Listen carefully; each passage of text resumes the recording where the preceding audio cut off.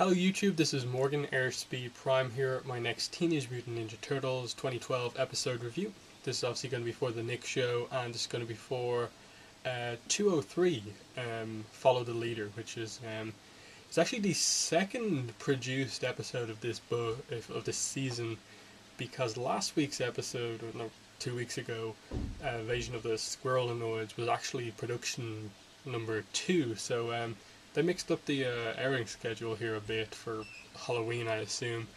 Honestly, I'm not really sure why they mixed it around, but anyway, yes, of course, this is for Follow the Leader. Overall, I thought it was a good. It was a good episode in that, like, they got some serious stuff into it. They got Karai in. They got some interesting stuff with Splinter in, and I think the way they used the plot of Leonardo's leadership was well done. The problem I think was just that this is about the third or fourth time that they've actually used issues with Leonardo's leadership as a plot device, and it has become repetitive given that the show is less than 30 episodes in already. Reusing a plot that many times in a way shows that for some reason they just don't have much. They don't have any story, or they don't have confidence in giving the Turtles a really serious story along the lines of Karai and Splinter, or whatever they're doing, or what they've given April. So that was a bit of a disappointment. Just I really noticed that the second it came up that this was about Leonardo's leadership, because the reason it's a flaw is less because of Leonardo's involvement in this, but more the other Turtles. That the last time this happened, I think Raph basically went through the exact same development that he went through here.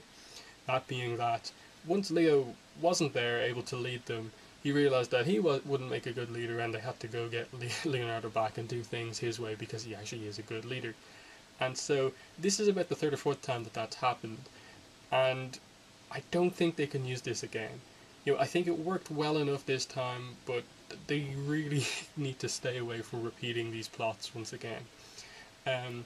It's just really becoming evident that the plot is a bit weak with the Turtles, as I was saying before. But what this episode did do well was introduce Karai back into things, really emphasize that Karai-Leonardo relationship there, that there's a bit of a rivalry, but the two also in some ways get on and are kind of work well together. But yeah, I like the use of the robot foot soldiers in this episode, and that sometimes these shows often just never do anything with the kind of just random thugs that they have to fight all the time, and so by the final episode of the show, they're just destroying 50 of them at a time. This time, they really have upgraded them, and I like that, especially if they keep these robo ones as the ones that are going through the whole season. It's actually going to make them a little bit more of a threat, and given the powers that they've got them, where they can adapt to pretty much any skills, it really will make them a threat every time they appear. So that was interesting, and I like that. And I did like the way they kind of used the leadership thing, in that he was telling them to fight in a traditional way. They all have their own different ways of doing things, and that's ultimately what got them out of the battle with the Robofoot ninjas. But then by the end of the episode, they said that even our unpredictable stuff, they've learned to do. So I like that they've continued it forward. It's not just that they'll never know the unpredictable stuff. The Turtles keep on needing to adapt to all this stuff, which is interesting. What else was in this episode? I suppose skipping forward to the end. They kind of played it up throughout the episode a little bit, that maybe this was the time for Splinter to reveal the whole thing about Karai being his daughter to the Turtles, and then he kind of teased it a bit, they went back, teased it a bit, went back, and then finally at the end Leo got it out of him. And I think that's a really interesting setup, and I think that's what kind of saves the episode from kind of being flawed badly because of the repeated plot, that this is actually going to inject some life into the Turtles. This is going to give them something emotional to react to that they really haven't had so far in the whole season, that they're going to have to adapt to basically their mentor, the guy they basically consider to be their father, having an actual daughter, and how that's going to affect them battling Karai going forward, considering what she thinks she knows about Splinter. So there's a lot of interesting stuff to come forward, I think, from this episode. And I like that it was kind of set up here. It made the episode not just, okay, they respect Leonardo's leadership more now. So that was good. And definitely with Karai, she's definitely, in some ways, getting a little bit influenced by what Leonardo's saying about Splinter. And I really enjoyed that fight that the two had one-on-one, where you thought Karai was going to beat Leo, and then Leo came back with using a kind of unpredictable move, and then you're just really serious for a moment. So I like that. I like that they're, because of Karai being in the picture, it's actually giving at least Leonardo as a turtle, a chance to really go somewhere as a character. Because before this, really, the group of them have just been the heroes, and they've had their kind of little moments. So I hope they kind of keep something big going through, because I think the 2003 show, if I'm remembering correctly, did something really big with Leonardo, where they kind of made him almost go rogue, really changed his personality. He became like super serious, in part because of stuff that Karai did in that show. So I hope they do something along those lines here with Leonardo, like use the fact that he's the leader and show that there's a lot more pressure on him than the rest of them. So that would be cool.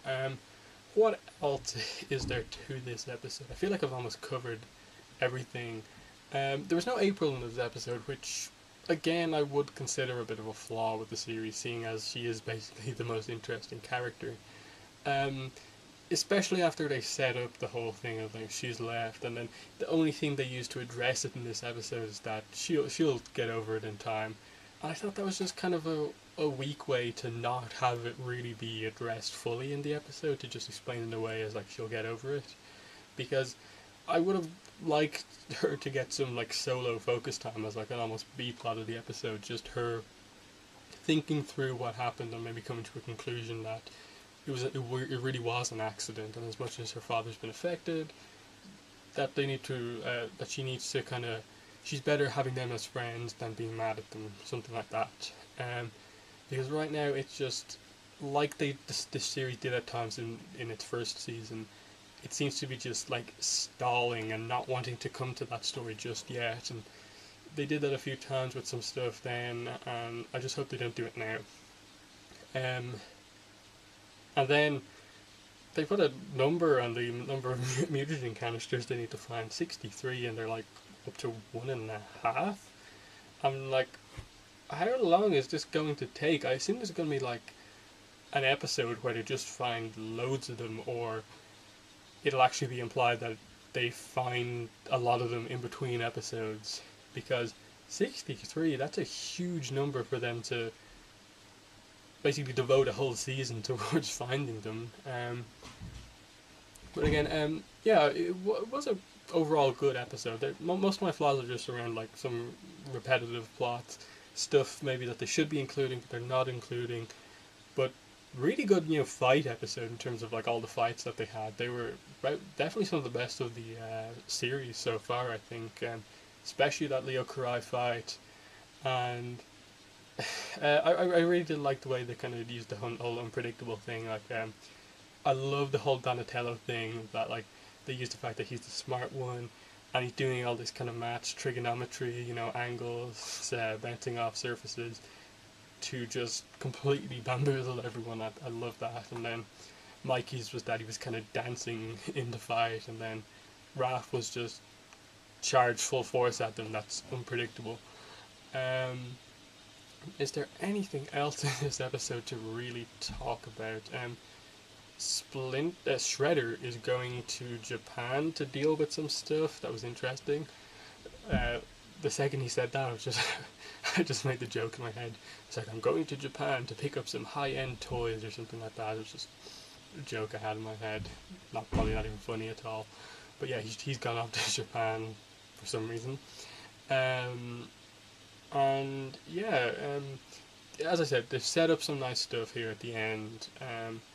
I just hope they really realize what the focus should be on this season, and that's just, the character stuff.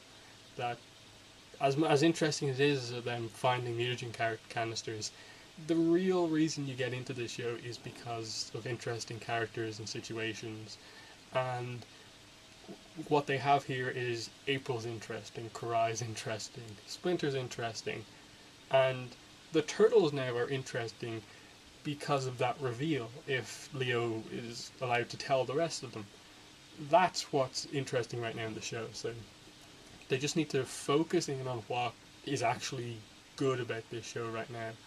This was a good episode, a lot better than last week's episode.